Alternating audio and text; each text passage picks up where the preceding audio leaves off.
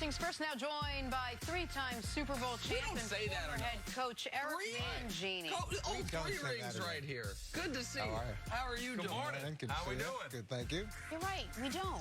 We don't say and we that should enough. celebrate that more. I will now say that every time. Right. It's because you don't come in and flaunt the rings and the accolades. You don't throw your resume to all of us when you sit down. That's what we love about you, That's Coach. what accomplished people do. They don't feel the need to flaunt it. Unlike us. Got it. Nick and I exchange resumes every single day. I've never Read made mine. a resume. Read mine. I've never had a real job. I just done make-believe work my whole life. I'm with you. All right, time now for your Prime Performance, sponsored by Whole Foods Market. Whatever makes you whole. Patrick Mahomes has made the Chiefs whole this past season, 615 passing yards, 8 touchdowns, 0 interceptions. Seems good. And while the Niners have one of the best defenses in the league, stopping Mahomes is still a tall order. Nick, do the Niners have enough to overcome Mahomes' greatness, if you will? I mean, absolutely. If I say no, that means I think the Niners have no shot in the Super Bowl, and I might damn well pick the Niners. The Niners are terrifying. The Niners' defensive front is the antidote to what the Chiefs do.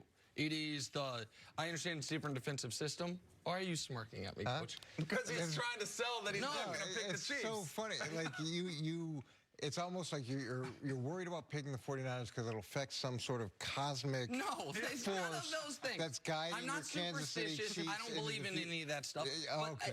But I am, sometimes to my own detriment, a true student of history. And I remember in a time when I had just graduated from college. I had no money whatsoever.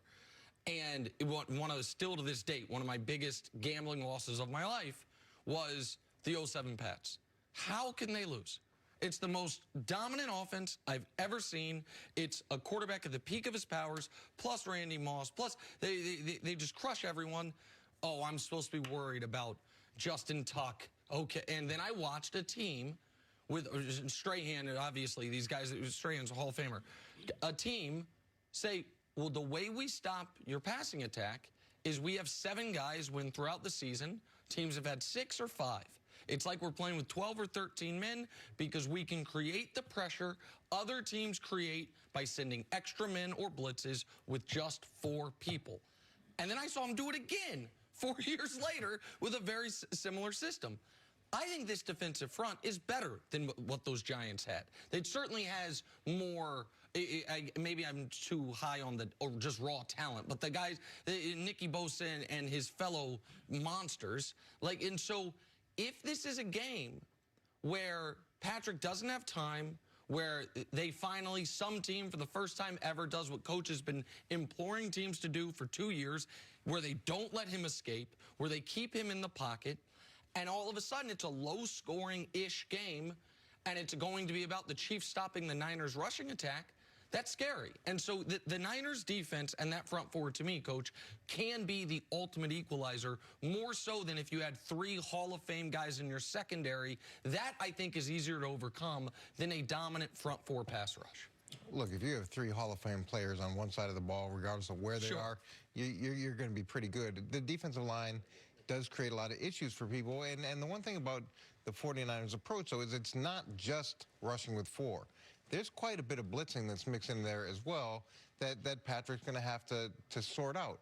But he has shown the ability to make people pay for blitzing. He's shown the ability to make people pay for not having gap and lane integrity.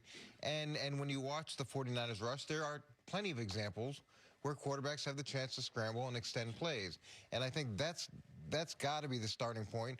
Whether you can do it in the biggest game of the year, if you haven't done it all season long, it's hard. It takes a lot of discipline in a very intense moment to be able to get that done. Do they have enough to beat Kansas City? Yeah, of course they do. They have plenty of things that they can do. And I'd say the starting point, though, for Kansas City still has to be not beating themselves. We have not seen that aspect of it in 2 games. And that, to me, is my biggest concern for you as you sit at home and watch the game. You having your moment spoiled by someone jumping offside, someone having illegal contact on 3rd and 22, someone jumping in for a punt return and muffing it on the 10-yard line. Take your pick of things.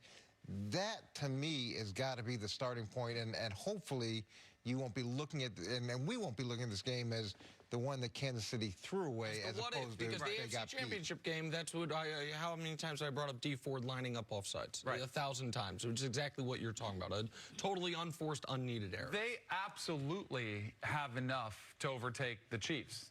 They have to go out and do it. To your point about the 2007 Giants versus Patriots, that was a double-digit game. Weren't the 13.5-point favorite? Yeah, I mean, that was so, even Vegas was not giving them any credit. This game is much more evenly matched, and I do think the 49ers have a formula that has worked this season against the Chiefs.